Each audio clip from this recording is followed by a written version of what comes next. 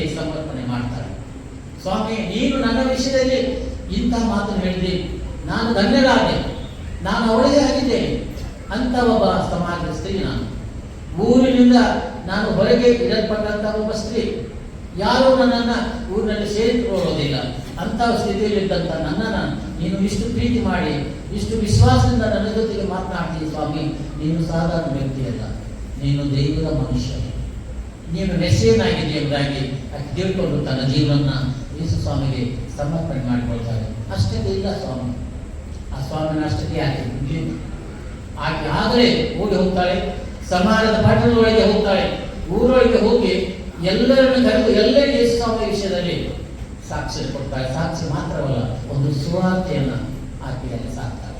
ಯೇಸುವಿನ ವಿಷಯವಾದಂಥ ಒಂದು ಸುವಾರ್ತೆಯನ್ನ ಅಲ್ಲಿ ಆ ಸ್ತ್ರೀ ಸಾಕ್ತಾಳೆ. ಯೇಸು ಒಬ್ಬ ಮೆಸ್ಸಿಯನು ಬಂದಿದ್ದಾನೆ, ಆ ಮೆಸ್ಸಿಯನು ನನ್ನ ಜೀವಿತದ ಎಲ್ಲ ವಿಷಯಗಳನ್ನ ನನಗೆ ಯಥಾರೀತಿಯಲ್ಲಿ ತಿಳಿಸಿದ್ದಾನೆ. ಸಾಧಾರಣವಾದಂಥ ವ್ಯಕ್ತಿ ಅಲ್ಲ, ಆ ಮೆಸ್ಸಿಯ ರಕ್ಷಕನವನು, ಮಾನವರೆಲ್ಲರನ್ನ ರಕ್ಷಣೆ ಮಾಡುವುದಕ್ಕೆ ಬಂದಿರುವಂತಹ ಆ ದೇವರ ಕುಮಾರ. ಎಂಥ ಒಂದು ವಿಶೇಷವಾದ ಸಾಕ್ಷಿ ಮತ್ತು ಸುವಾರ್ತೆಯನ್ನ ಆ ಸ್ತ್ರೀ ಕೊಟ್ಟರು. ಒಂದು ಸಂಗತಿ, ಯೇಸು ದಾಹಗೊಂಡಾಗ ಮಾಡಿದಂಥ ಅದ್ಭುತವಾದಂತಹ ಒಂದು ವಿಶೇಷವಾದ ಸೇವೆ. ಅದು ನಿಜವಾಗ್ಲೂ ದಾಹಗೊಂಡು ಆ ಬಾವಿ ಬಳಿಗೆ ಬಂದಿದ್ದಾರೆ. ಆದರೆ ಆ ಸ್ತ್ರೀ ಒಬ್ಬನೇ ಆತನ ಸಂಭಾಷಣೆ ಮಾಡುವಾಗ ಆತನ ದಾಹ ಅಲ್ಲಿ ನೀಗಿಸಲ್ಪಟ್ಟಿತು, ಆತ್ಮಿಕ ದಾಹ. ಅಲ್ಲಿ ಯೇಸು ಸ್ವಾಮಿ ಆ ಸ್ತ್ರೀಯ ಶಾರೀರಿಕ ದಾಹ ಮಾತ್ರವಲ್ಲ, ಆತ್ಮಿಕ ದಾಹವನ್ನು ನಿವಾರಣೆ ಮಾಡಿ ಆಕೆ ಜೀವನವನ್ನೇ ಪರಿವರ್ತನೆಗೊಳಿಸಿದ. ಆಕೆ ರಕ್ಷಣಾ ಮಾರ್ಗಕ್ಕೆ ಬರುವುದಕ್ಕೆ ಆತನು ಕಾರಣನಾದ.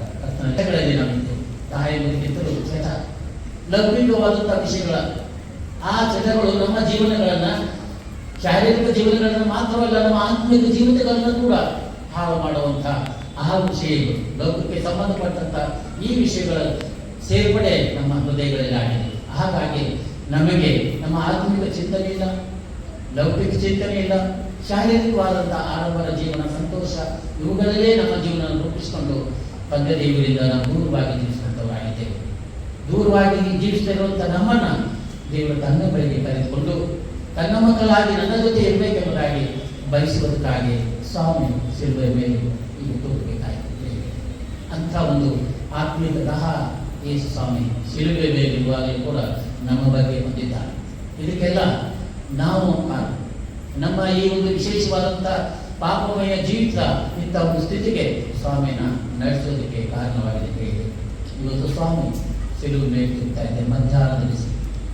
ಈಗ ಸ್ವಲ್ಪ ಹೊತ್ತಿನಲ್ಲಿ 3 ಗಂಟೆಗೆ ನಾವು ತರುತ್ತೇವೆ. ಎಂಥ ಬಿಸಿಲು! ಈ ಬಿಸಿಲು